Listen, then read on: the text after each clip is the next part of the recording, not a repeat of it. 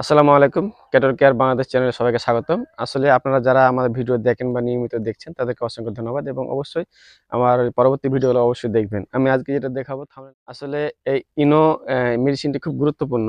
আমরা ইনো কখন ব্যবহার করব সে বিষয়ে আমি আমরা যারা গবাদি পশুকে খুদি খাওয়াই বা অতিরিক্ত ফিড খাওয়াই, অতিরিক্ত খাদ্য খাওয়ার কারণে পেট ফেঁপে যায় বা পায়খানার সমস্যা হয়, পাতলা হয় পায়খানা বা ঝিম ধরে থাকে গবাদি পশু।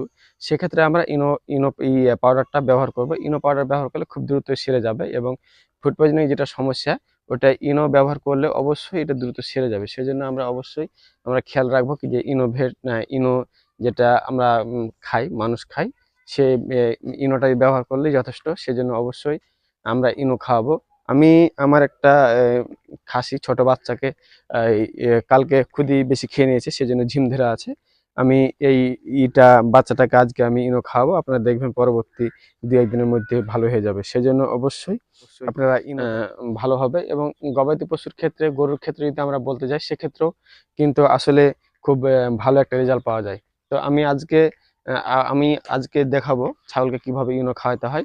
সেজন্য অবশ্যই আপনারা ভিডিওটি দেখবেন এবং দেখতে থাকুন কিভাবে ইনো খাওয়াচ্ছি দেখুন। আমি এখন ইনোটা প্রস্তুত করছি। কিভাবে তৈরি করতে হয় আমি দেখাচ্ছি। এটাকে ছোট বাচ্চার জন্য অর্ধেক করে নেবেন, এবং বড় যদি ছাগল হয় বা এই খাসি হয়, বড় খাসি, সেক্ষেত্রে ফুল দিবেন। এটাকে আনুমানিক এটা অর্ধেক করবেন, হিসাব করবেন। অর্ধেক যদি হয়ে যায় প্রয়োজন হবে না। আমরা অর্ধেক করে দিনে 2 বার খাওয়াবো, তাহলে দ্রুত সেরে যাবে। তো আমরা ইনো তৈরি করছি, আপনারা দেখুন। এটাকে ভালোভাবে নেড়ে নেবেন, তাহলে আমরা সিরিঞ্জে করে খাওয়াবো। সিরিঞ্জে করে খাওয়ালে নষ্ট হবে না, ভালো মতো যাবে। সেজন্য অবশ্যই যাতে ভালোভাবে পেটে যায় সেটা ব্যবস্থা করবেন। আর এমনি খাওয়ালে নষ্ট হতে পারে বেশি। সেজন্য আমরা এটা ইনোটা তৈরি করে নিলাম। আমরা সিরিঞ্জে করে এখন খাবো। এখন দেখুন আমি এই সিরিঞ্জে ৫০ মিলি সিরিঞ্জে উঠাই নিলাম।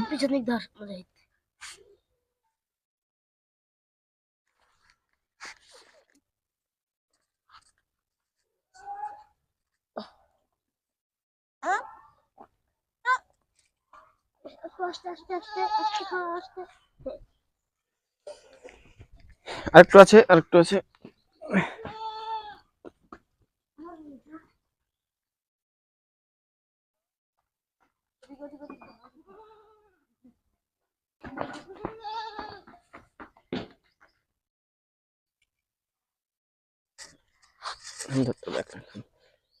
আপনারা দেখুন কিভাবে খাওয়াচ্ছি,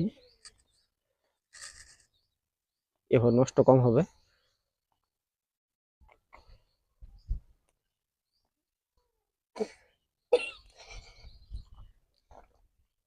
আস্তে আস্তে দিবেন, তাহলে লাঞ্চে যাবে না।